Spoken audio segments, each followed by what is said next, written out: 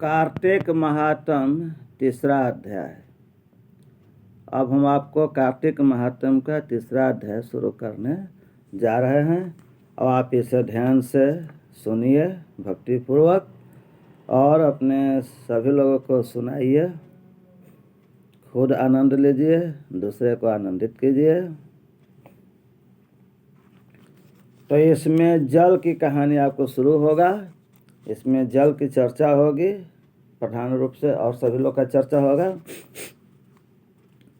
तो सत्यभामा जी बोली ने कि आप सभी काल में व्यापक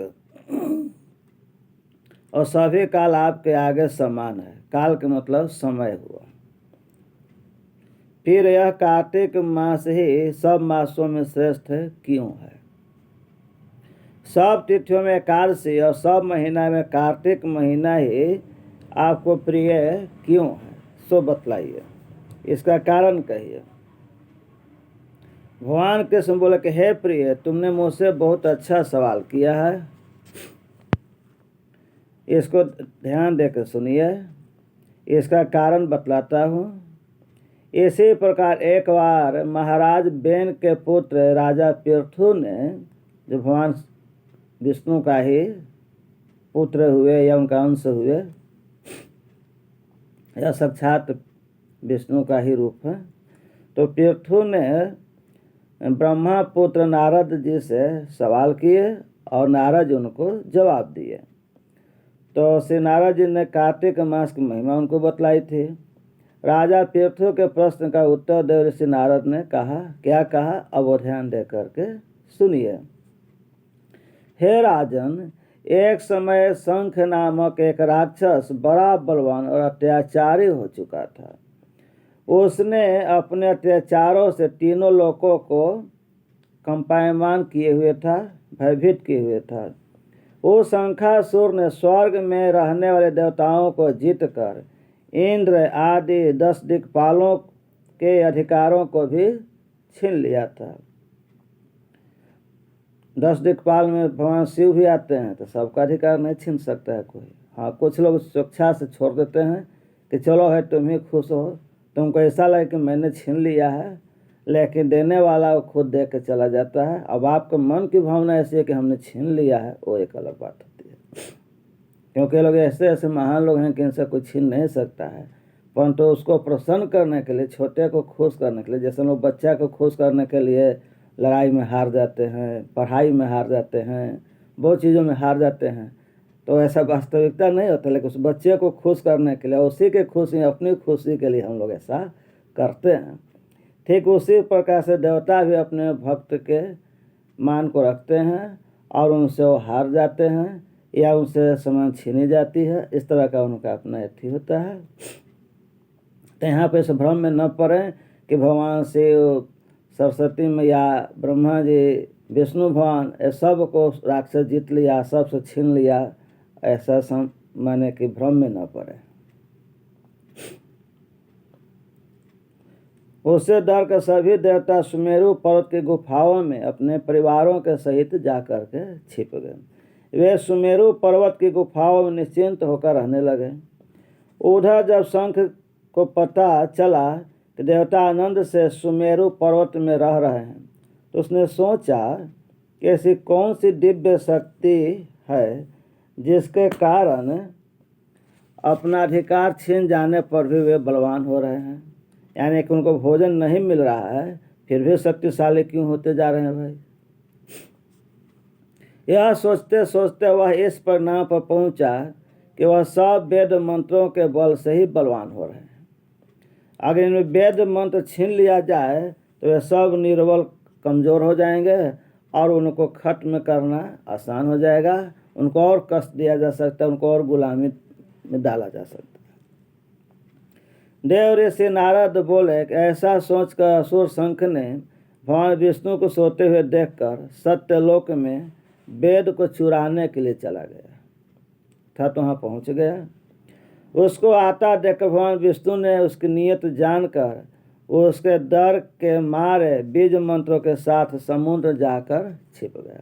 यानी कहानी को आगे बढ़ा दिए और उससे क्या डरेंगे, लेकिन दिए हुए वरदान आशीर्वाद का मन रखने के लिए और जो बतलाए ना उसके लिए ऐसा लोग कर लेते हैं। शंख भी वेद मंत्रों तथा बीज मंत्रों को ढूंढता हुआ समुद्र में चला गया, लेकिन न तो उसको वेद मंत्र मिला और न बीज मंत्र ही मिला। वेद मंत्र कहने का मतलब बहुत बड़ा होता है, माने एक मंत्र करीब 36 वर्ण का होता है, उससे ही ज़्यादा बड़ा होता है, 72 होता है, 108 होता है, इस तरह से बहुत बड़ा हो जाता है और भी बड़ा हो जाता है तो उसको माला मंत्र कह देते हैं। और बीज मंत्र जो है सो काफ़ी छोटा होता है, वो एक अक्षर भी हो सकता है, एक शब्द भी हो सकता है, या एक अक्षर एक आध दो और वर्णों के संयुक्त से बनते हैं, जैसे श्री हुआ, ओम हुआ, एंग हुआ, ह्रिंग हुआ इत्यादि। तो ये सब काफ़ी छोटा है लेकिन शक्तिशाली बहुत ज़्यादा होते हैं, इनमें शक्ति अथाह होती है, तो इसको हम बीज मंत्र कहते हैं। जब शंख समुद्र से निराश होकर वापस लौटा तो उस समय श्री ब्रह्मा जी पूजा की सामग्री लेकर सब देवताओं के साथ भगवान विष्णु की शरण में पहुँचे और भगवान को गहरे नींद से जागने के लिए गाने बजाने लगे। धूप गंध आदि से सभी देवताओं ने उनकी पूजा की। धूप दीप नैवेद्य, नैवेद्य का मतलब होता है पकवान या मीठा चीज़ या फल प्रसाद भी उसको कह सकते हैं, भगवान विष्णु पर चढ़ाए अर्पण किए। इस तरह से भगवान विष्णु की नींद टूट गई और वह देवताओं सहित श्री ब्रह्मा जी को अपनी पूजा करते देखकर बहुत खुश हुए। मैं आप लोगों के इस कीर्तन और मंगलाचरण से अति प्रसन्न हूँ। भगवान विष्णु बोले, आप अपना अभीष्ट वर मांगिए, आपको जो वर मांगने के आशीर्वाद मांगने की इच्छा है आप मांग सकते हैं, हम जरूर देंगे। जो मनो से आसीन, तो भगवान ब्रह्मा जी लोग उनसे मांगे कि आसीन शुक्ल पक्ष एकादशी से देवथनी एकादशी तक ब्रह्म मुहूर्त में उठकर मेरी अर्चना करेंगे और तुम्हारी तरह प्रसन्न होने के कारण सुख को प्राप्त होंगे। ब्रह्म मुहूर्त का मतलब होता है कि सूर्योदय से करीब 1 घंटा पहले, 1.5 घंटा, या पृथ्वी पर अनेकों स्थान हैं, अनेकों जगह ऐसे होते हैं जिनमें समय को बतलाना संभव न होता है। हम अपने यहाँ बिहार प्रांत के अनुसार आपको बतला रहे हैं। बहुत से जगह सूर्योदय के समय अंधेरा भी रहता है, सूर्य उग जाते हैं लेकिन उजाला नहीं होता, और बहुत से स्थान पर सूर्य उगने के 1 घंटा 1.5 घंटा पहले से ही उजाला छा जाता, लगता है कि दिन होगा, साफ होगा, सब कुछ करिए। तो ये कहने के मतलब कि वो सूर्योदय काल जो हुआ उससे पहले, और ऐसे भारतवर्ष की चर्चा है, अपने देश की है, हिंदुस्तान की है, तो यहाँ पर कहने के मतलब कई सब जगह यही बात है कि सूर्योदय से 1-1.5 घंटा पहले, अर्थात जब आसमान में तारे विलीन होने लगते हैं, एक एक करके अस्त होने लगते हैं, दिखाई नहीं पड़ते हैं, उस काल से लेकर करके सूर्योदय से 1-2 घंटा बाद के काल जो हुआ वो ब्रह्म मुहूर्त होता है। यह जो पाद, अर्घ्य, आचमन, जल आदि सामग्री आप लोग मेरे लिए लाए हैं वह अनंत गुण वाले होकर आपका कल्याण करेगी। कई के सब जो पूजन सामग्री जो आप हमको दिए, लाए, जो चढ़ाए, कुछ नहीं चढ़ाए, वो सब कल्याणकारी हो गया, ये सब आपको कल्याण करेंगे। शंख जो वेद चुरा कर ले गया सबके समुद्र में है, तो इसी बीच इधर कहानी ऐसे बढ़ा, उधर कहानी वैसे बढ़ गया। शंख असुर जो था वो वेद को चोरी कर लिया। भगवान विष्णु इस चीज़ को जानकारी सब देवता को दे दिए। मैं उस शंखासुर को मार करके ले आता हूँ, क्योंकि घबराने की बात नहीं है, वेद चला गया तो उसकी चिंता नहीं है, हम जा रहे हैं और उस असुर की मार कर करके उसको खत्म कर करके हम वेद को ले आएंगे। आज से मंत्र, बीज और वेदों के साथ चारों वेद प्रति वर्ष कार्तिक मास में जल में विश्राम करेंगे।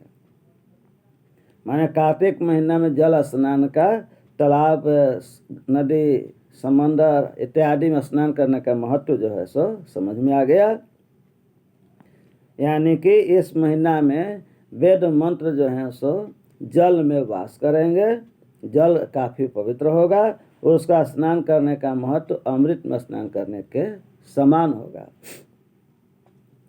तो भगवान विष्णु बोले कि अब हम मत्स्य रूप धारण करेंगे और समुद्र में जा करके उसको समाप्त करेंगे शंख को, और आप लोग भी ऋषि महर्षि को साथ लेकर के ब्रह्मा जी से विष्णु जी बोले कि आप भी मेरे साथ चलिए। जो कार्तिक मास में पहर रात्रि पहले स्नान करते हैं अर्थात सूर्योदय से 3 घंटा पहले, वे निश्चय अच्छे फल को प्राप्त करते हैं। वह अच्छे फल माने ऐसा फल जो समाप्त न होता, पुण्य फल। वह अज्ञात में अमृत स्नान करने का फल प्राप्त करते हैं।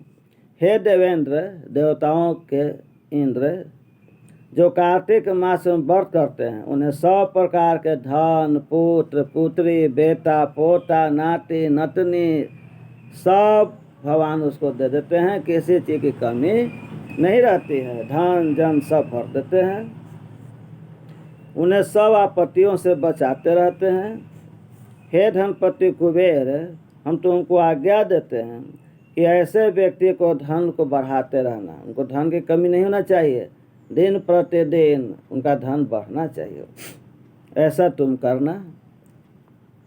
क्योंकि इस प्रकार आचरण करने वाला प्राणी मेरा रूप धारण करके जीवन मुक्त हो जाता है। क्योंकि ऐसे प्राणी जो हैं सो मेरे समान हो जाते हैं। जन्म से लेकर मरण पर्यंत जिसने विधि पूर्वक यह व्रत किया वह आप लोगों को भी पूजनीय है। मान जो बचपन से लेकर के बुढ़ापा तक, मरते समय तक जो कार्तिक महात्म एकादशी व्रत किया आजीवन, वो देवताओं के लिए भी पूजनीय होता है, सम्मानीय हो जाता है। आप लोगों ने मुझे कार्तिक शुक्ल एकादशी तिथि को जगाया है, इसलिए एकादशी मान्य है। माने इसकी मान्यता मिल गया, माने और अधिक बड़ा हो गया, महान हो गया। इसको देवता माने विष्णु भगवान उठ गए, इसलिए इसको देवता नाम पड़ गया। यह सबके प्रिय है। और देवताओं में यह दोनों व्रत नियम पूर्वक करने से प्राणी मेरे समीप पहुँचते हैं, माने वैकुंठ में चले जाते हैं। इन व्रतों को करने से जो फल प्राप्त होता है वह अन्य व्रतों से नहीं मिलता है। ऐसे भी 1 महीना का व्रत हो गया, फिर एकादशी हो गया, त्रिदशी हो गया, सब व्रत हो जाता है पूरा महीना का, तो अवश्य इसकी महानता बढ़ जाएगी। 7 दिन हो जाएगा, सब हो जाएगा। इसलिए हर मनुष्य को सुखी और निरोग रहने के लिए यह कार्तिक महात्म एकादशी का कथा जरूर सुनना चाहिए और सभी नियमों को पालन करना चाहिए। तो कार्तिक महात्म 3रा अध्याय आपको हो गया। बोले भगवान विष्णु की जय, सभी देवताओं की जय, राजा पृथु की जय, देव ऋषि नारद की जय, कार्तिक महीना की जय। तो लाइक शेयर और सब्सक्राइब कर दें, अच्छी कमेंट करें, प्रोत्साहन को बढ़ाएं ताकि हम और भी इस तरह के वीडियो आपको दे सकें।